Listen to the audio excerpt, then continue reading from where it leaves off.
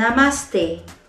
O Deus que há em mim saúda o Deus que há em você. A saúde é muito importante para todos nós e para isso é fundamental termos uma boa alimentação.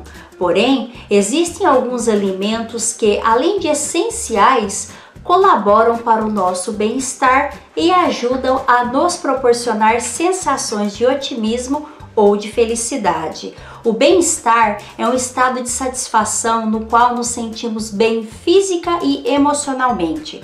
As relações com familiares, amigos e colegas de trabalho, a alimentação, o sono, o lazer e as atividades físicas interagem com o nosso bem-estar e, consequentemente, com a nossa saúde.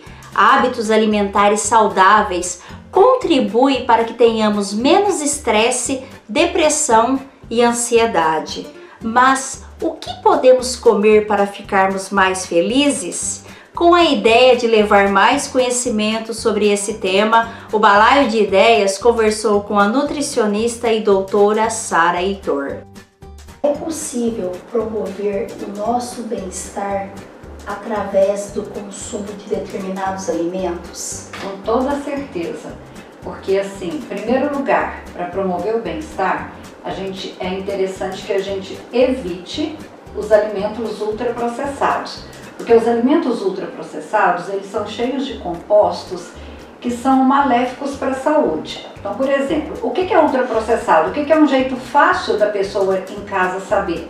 Quando você vai ao supermercado, você pega um alimento que na lista de ingredientes tem mais de 5 ingredientes, e se esses ingredientes tiverem algum nome que não é um nome comum que você tenha na despensa da sua casa, você já fica de olho, fala o que significa isso. Então, assim, alimentos que têm muitos conservantes, edulcorantes, acidulantes, que são aditivos químicos, são alimentos ultraprocessados. Esses a gente precisa evitar. São todas as sopas de pacote, sucos de caixinha, a maioria deles, não todos, barrinhas de cereal, bebidas energéticas, refrigerantes, massas prontas para bolo. Tem muita coisa ultraprocessada no mercado, então o ideal seria que a gente evitasse e desse preferência para os alimentos in natura, que são os naturais, e os minimamente processados. Minimamente processado é o arroz, é o feijão, esse que ele só foi ali polido, ensacado para o nosso consumo. Agora sim, priorizar tudo que for natural. Então, assim, todas as verduras e frutas, todas os tubérculos, as raízes, tudo aquilo que a gente colhe e planta, a carne, o peixe, os grãos, todos esses alimentos são alimentos que nos ajudam num bem-estar. Não existe um alimento milagroso, como também não existe um alimento que seja maléfico. Então não é um consumo de um bom ou de um outro ruim que vai fazer um bem-estar ou um mal-estar. A gente precisa desse equilíbrio. Sara, a serotonina, ela é responsável por dar aquela sensação de felicidade. E principalmente após a pandemia, houve muitos casos de ansiedade, né? Para a gente combater esse mal, quais alimentos, né, são mais ricos dessa substância? Isso é uma grande verdade. A pandemia trouxe um aumento de ansiedade durante ela e após ela também, e que perdura até hoje. Ansiedade, depressão, fadiga, estresse, muita coisa. E nós temos os alimentos que são precursores da produção de serotonina. A serotonina é esse hormônio da felicidade. E os alimentos ricos em triptofano que são os alimentos precursores da formação da serotonina. Triptofano é um aminoácido. Aminoácido é o que está dentro de uma proteína. E o triptofano é um aminoácido essencial. Isso significa o quê? Que nosso organismo não consegue produzi-lo. Nós temos que ingeri-lo. Porque existem aminoácidos que a gente produz. Esse não. Então nós precisamos ingeri-los. E quais alimentos que são ricos nesse triptofano que vai induzir a produção de serotonina? O abacate é uma fruta assim maravilhosa, porque além dela ter triptofano, ela tem gorduras saudáveis. Então ela é um dos indutores, agora claro, de preferência que coma sem açúcar. No máximo um mel, né? A banana é uma outra fruta que é riquíssima em triptofano.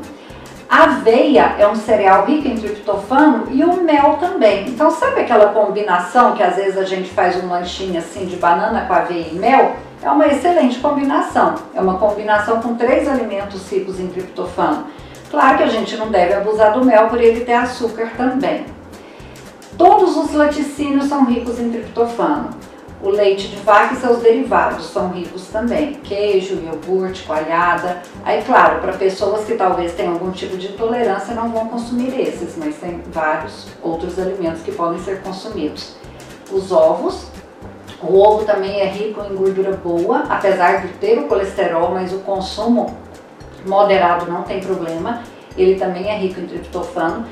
De uma forma geral, a melhor forma da gente fazer os ovos seriam mexidos ou na forma de omelete, porque às vezes o ovo cozido deixa a proteína dele com alto peso molecular e isso, se a pessoa tiver alguma digestão um pouco ruim, pode ser difícil para ela digerir esse ovo. Os peixes, que são ricos em ômega 3 e também são precursores da produção de serotonina. Os amendoins, nozes, castanhas, todas as castanhas são muito boas, claro que com consumo moderado, porque também tem gordura boa, mas tem muita gordura. E dos outros alimentos assim menos conhecidos, a couve-flor é uma assim que é de baixa caloria. Quando é a época dela, tem um preço muito bom no mercado. Então isso é uma outra coisa importante, a gente priorizar os alimentos da sua época, porque o alimento da época ele tem mais nutriente do que quando ele é fora de época. A gente fala isso da sazonalidade do alimento. Então esses são assim os alimentos importantes da gente procurar ter no nosso dia a dia para a gente aumentar essa produção do bem-estar. E às vezes a pessoa fala assim, mas só isso?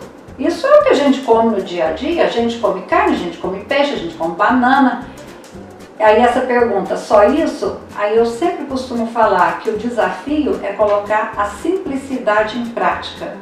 Então, é só isso? É. Agora o desafio é você colocar em prática. Além dos alimentos, né, que ajudam na produção da serotonina, existem outras formas que também ajudam na produção da serotonina? Com certeza. Atividade física ou exercício físico. Então, para você que pode praticar um exercício físico, que você não tem contraindicação médica, é muito interessante. Seja uma caminhada, seja jogar bola, andar de bicicleta, pular corda, ir para academia, dançar, fazer qualquer exercício que te dê prazer. E a atividade física, que é aquela coisa mais simples assim, né? Eu levanto da minha mesa, vou até lá fora, volto, não fico sentado o dia inteiro, faço algum outro movimento, isso também ajuda na produção de serotonina. Tanto que exercício físico é indicado por todos os médicos que tratam depressão, que tratam de ansiedade, todas as pessoas recomendam o exercício físico. A quantidade vai depender de exercício, vai depender muito da recomendação, assim, é um pouco individual, mas de uma maneira geral, a Organização Mundial da Saúde, ela fala em 150 minutos por semana. Então, se você conseguir fazer 30 minutos por dia, em 5 dias você atinge esses 150 minutos. Às vezes você prefere fazer 1 hora por dia em menos tempo, mas claro que se você conseguir fazer mais do que isso, muito melhor. E outra coisa muito importante é o sono. É muito importante que a gente tenha uma higiene do sono, que a gente saia das telas antes, pelo menos 1 hora antes de dormir, que a gente procure realmente relaxar no ambiente, que tire a televisão do quarto, porque a televisão do quarto é péssimo para quem precisa dormir bem.